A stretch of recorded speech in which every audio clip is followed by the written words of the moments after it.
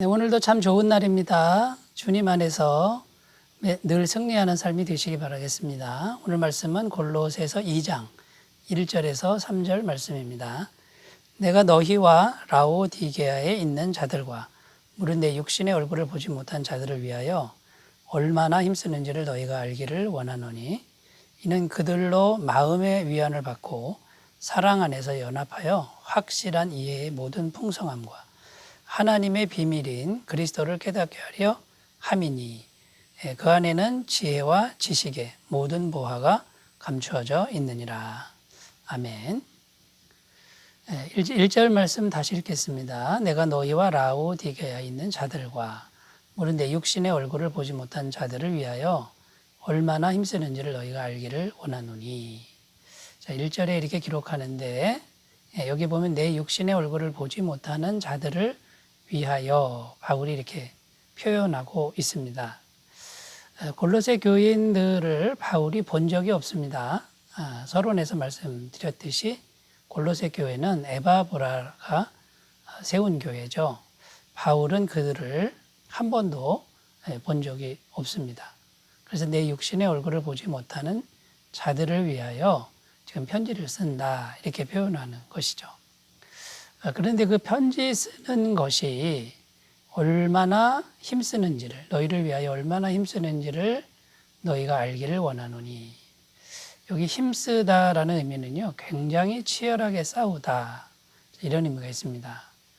그러니까 너희를 생각하면서 이 골로새서 편지를 쓰는 것은 굉장히 큰 싸움이다. 이런 큰 싸움 중에 있는 것을 너희가 좀 알아줬으면 좋겠다.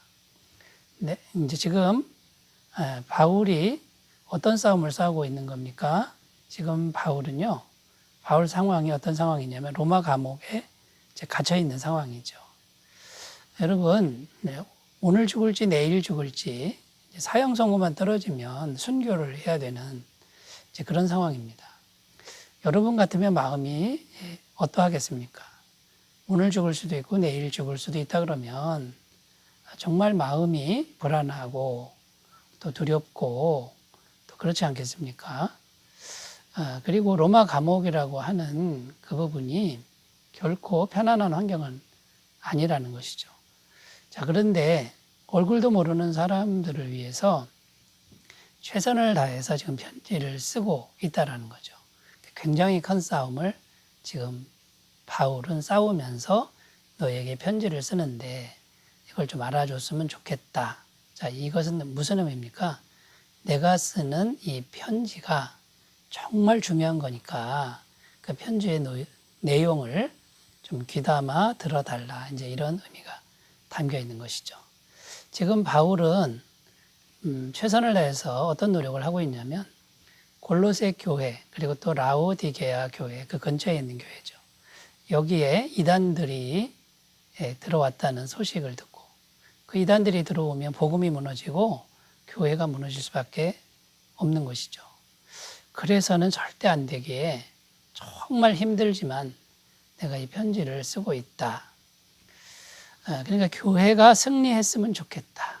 교회가 이단들의 공격에 승리하고 복음이 승리했으면 좋겠다라는 마음으로 편지를 쓰고 있으니 이 편지의 내용을 잘 들어달라 이런 마음이 담겨 있는 것이죠. 자, 그래서 지금 바울이 교회가 승리했으면 좋겠다. 교회가 승리할 수 있는 이제 그런 길을 말씀하고 있는데 어떤 것이 있는지 살펴보도록 하겠습니다.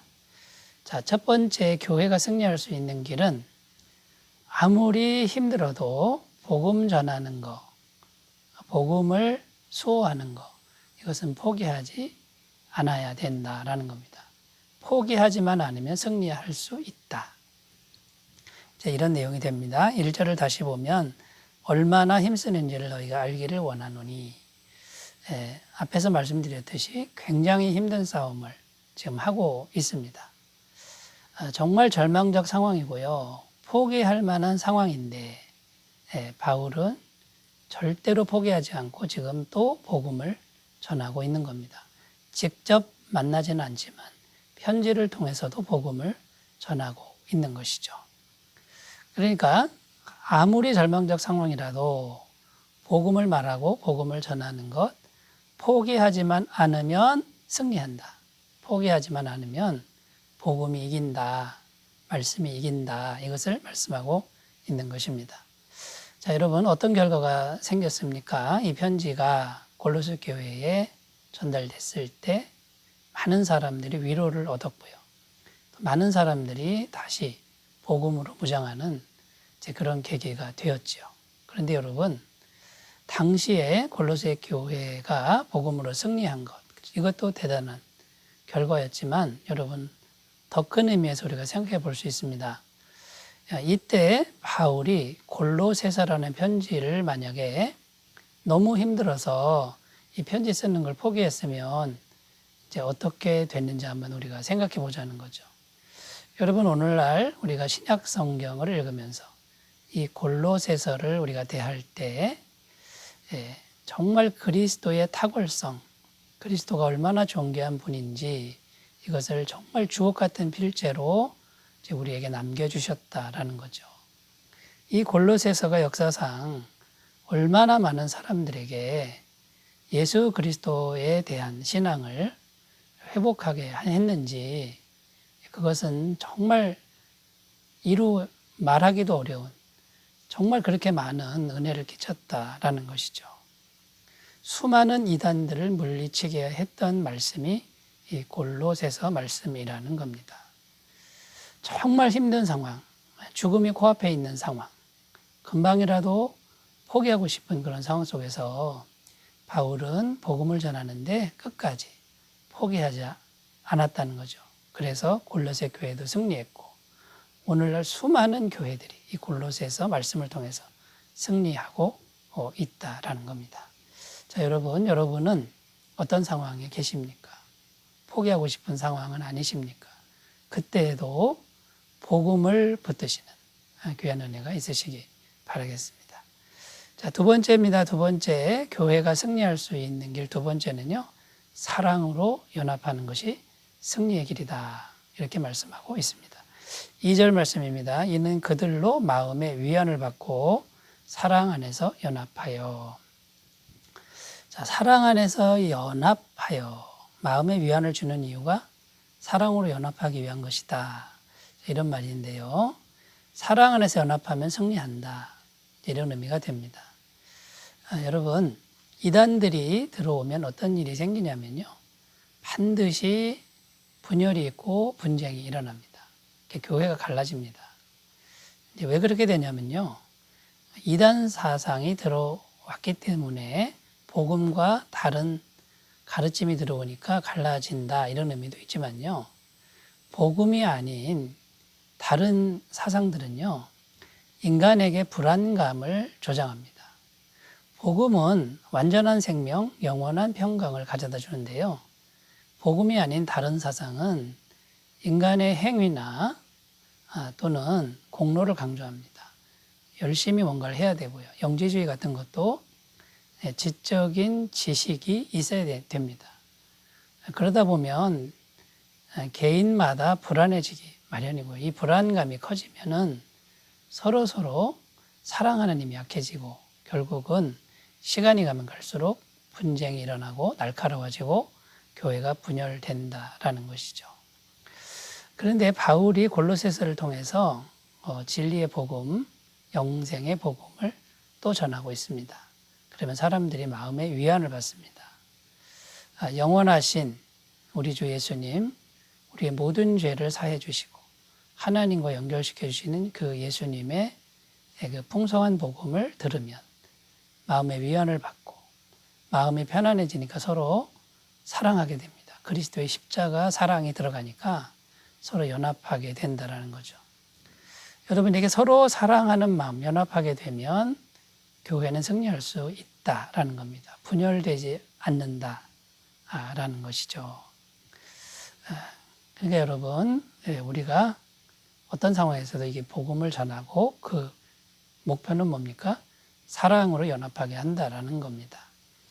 그래서 교회가 항상 크고 작은 문제가 있습니다만 이 하나로 연합되는 이것이 굉장히 중요하다라는 것이고 이것을 잘 지키라고 성경은 권면하고 있습니다. 에베소서 4장 2절 3절 모든 겸손과 온유로 하고 오래 참음으로 사랑 가운데서 서로 용납하고 평안에 매는 줄로 성령이 하나 되게 하신 것을 힘써 지키라. 그러므로 여러분 우리가 서로 다 부족하지 않습니까? 사랑 가운데서 오래 참음으로 용납하라. 이 말씀을 꼭 기억하셨으면 좋겠습니다. 자, 세 번째입니다. 세 번째, 교회가 승리하는 길 세 번째는 그리스도를 잘 아는 것. 정말 제대로 알아가는 것. 이게 승리의 길이다라는 거죠. 2절 하반절에서 3절 말씀해 보면 하나님의 비밀인 그리스도를 깨닫게 하려 하나니 그 안에는 지혜와 지식의 모든 보화가 감추어져 있느니라. 자, 이단들이 공격해 왔는데 어떻게 하면 이길 수 있는가? 이단들의 공격을 잘 막아야 되겠죠. 근데 이거는 소극적입니다. 막는 것보다 더 중요한 게 있는데 그리스도에 대한 진리를 더 깊이 알아가면 이단들이 아무리 공격해도 흔들리지 않는다라는 겁니다. 두 가지를 알아야 되는데 첫 번째는 그리스도 안에는 지혜와 지식의 모든 보화가 있다. 그러니까 그리스도 안에 모든 보화가 있다. 제일 풍성하고 완전한 충만감을 가진 분. 두 번째는 감추어져 있으니, 감추어져 있다. 이렇게 표현하죠.